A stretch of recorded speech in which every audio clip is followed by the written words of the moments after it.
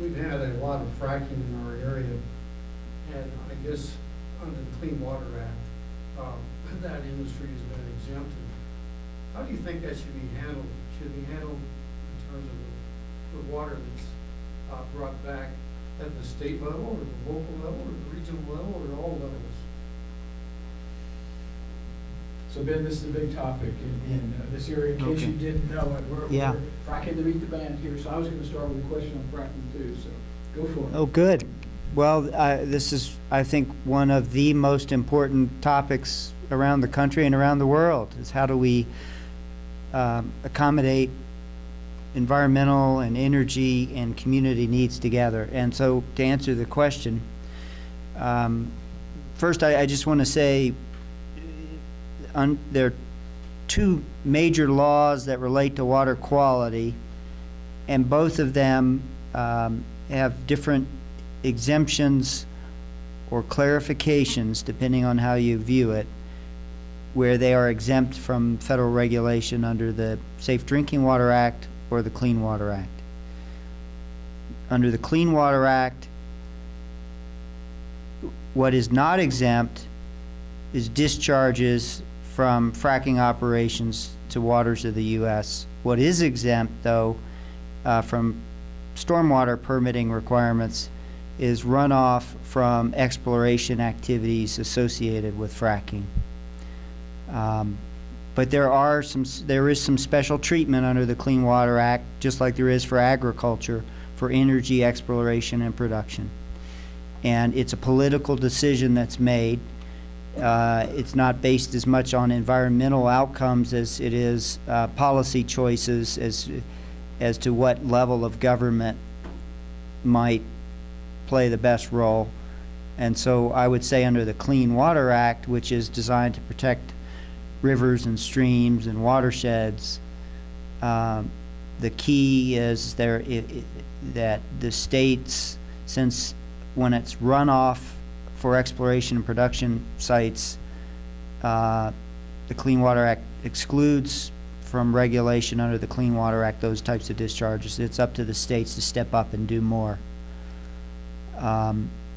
But it doesn't exempt other types of discharges associated with fracking under the Clean Water Act. In fact, they are regulating the types of storage facilities used on site, at least under the Clean Water Act and in various states.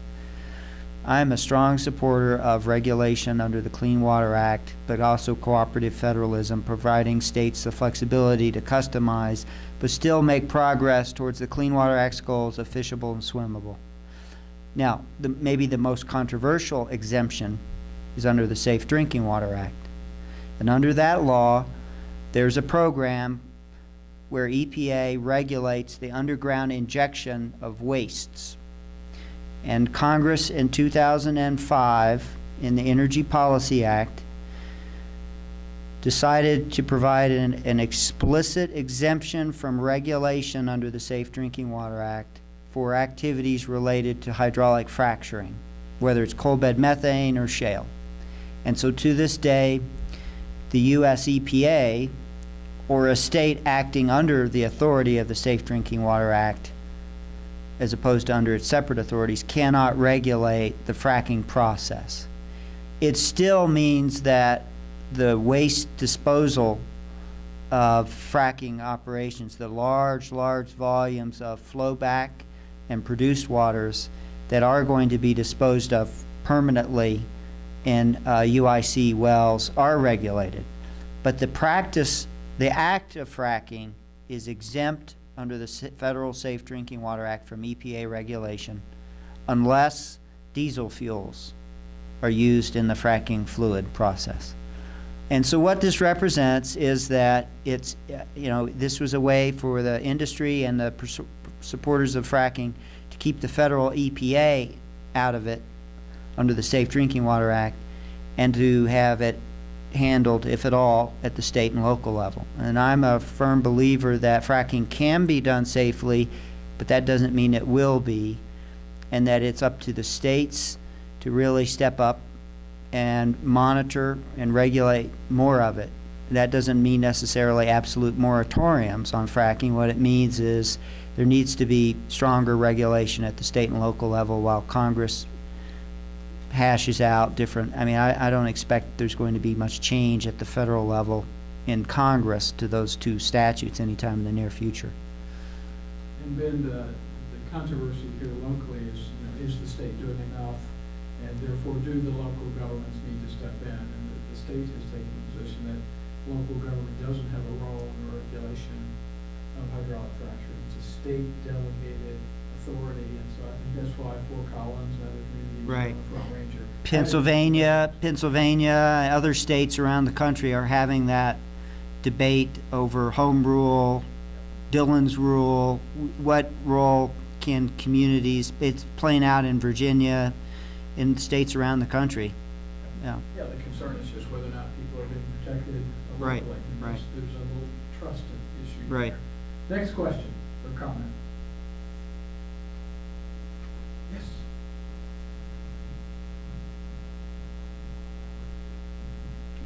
This is for Mr. Grumbles. You talked about the cost versus value of water, and I was just wondering, how is that going to be addressed and at which level, like a federal and a local level? Very carefully. At the local, so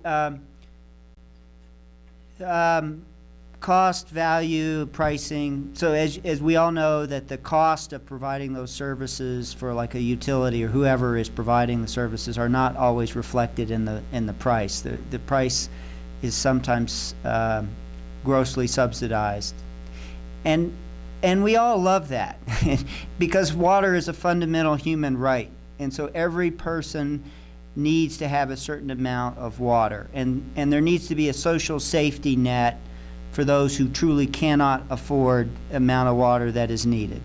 And I think most people get that, they realize that. So what has to happen when it comes to local pricing, and that's where consumers, businesses feel it the most, there needs to be local leadership that realizes that the current path is often not sustainable, but also that there really is an issue with affordability for certain communities, low-income communities. So there's a bit of art and science to finding the right pricing. And that's not really to be done at the federal level. However, the price of water is a decision to be made at the federal level when federal projects are involved in federal management decisions, whether it's agricultural water that's being provided through or irrigation systems through the Bureau of Reclamation or through Army Corps of Engineers or TVA. And so it's not really an answer to your question. It's just it depends on the type of program involved. It's an intimately local and political process, but it absolutely needs professionals, and it needs leaders in the community, business leaders and utility leaders who are willing to say to a mayor or to a city council member, I'll protect you, I'll defend you if you support a reasonable rate increase, if that's what's needed. And that's frankly what's usually needed. The era of cheap water is over. Our irony to that question is that in Colorado, the cheapest water around is our federal water. Yeah. It's a great deal for us Yeah. out here. Yeah. So let me check and see if there's a question for Dr. Joe or is there stuff you count? Yeah, Professor Zhao, thank you very much for a very, very interesting presentation. I think the work you have done has huge implications for many different parts of the world. So I congratulate you on that. My question for you is that, as I'm sure you know, Chinese companies and the Chinese government are supporting dam building outside of China, in Mekong, etc. And I wonder if the kind of voice that you bring to the discussion of dams inside of China is also being heard in the export of dams outside of China. Thank you. That's a problem. I also interested on this area. Previously, I had some reviews on papers. For example, for water resource research, there have some papers on dam buildings in Amazon basins. So, for example, what I talk about the nutrient, structural nutrient change, that will be very important for this area.